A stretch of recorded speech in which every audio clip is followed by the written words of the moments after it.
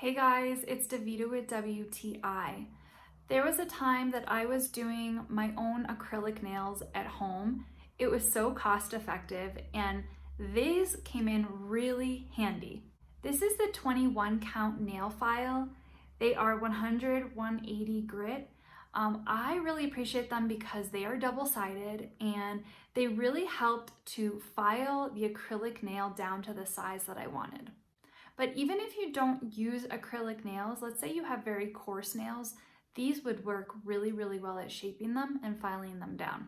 I personally have liked to use them on my toenails since I find that the nail there is much more coarse. It's a lot more thick than my fingernails are, so it really helps to shape them.